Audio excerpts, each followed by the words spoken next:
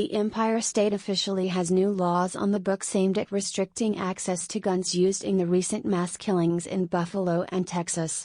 I speak to you today as the governor of a grieving state and a citizen of a nation in crisis. It just keeps happening. Shots are fired. Flags are falling and nothing is changing, except here in New York. Governor Kathy Hochul said Monday shortly before she signed into law 10 bills passed by state lawmakers in the wake of the mass shooting last week.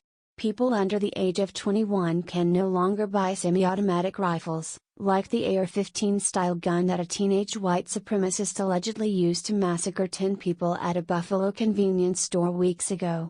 New Yorkers also face tougher barriers to buying bulletproof vests and body armor, which reportedly protected the Buffalo gunman from a bullet fired by a heroic security guard during the rampage.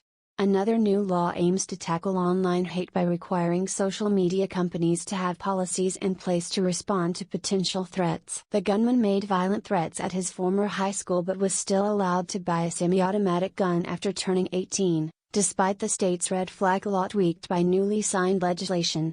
Threatening mass harm is now a crime punishable by up to a year in prison under another bill signed into law by Hochul on Monday. Other new rules in the books are aimed at preventing gun crimes, which are more associated with gang violence and have occurred more rapidly across the 5 boroughs in recent years. Micro-stamping technology, made possible by a new law, could make it easier for law enforcement to track future crimes by identifying marks that would match a firearm to a spent cartridge left at the scene. State and local authorities need to increase reporting on confiscated guns to combat the so-called iron pipeline, which is bringing guns to New York from more relaxed gun law states like Georgia. Other measures close loopholes in the past and possession of high-capacity ammunition magazines and firearms that circumvent existing restrictions by using bracers instead of standard rifle stocks. Democrats have called on the federal government to take additional gun control measures, such as relaunching a ban on assault weapons that expired nearly 2 decades ago. But Republicans in Congress have resisted the idea of imposing new restrictions on the sale and possession of firearms, a view shared by their counterparts in Albany ahead of November's election this year.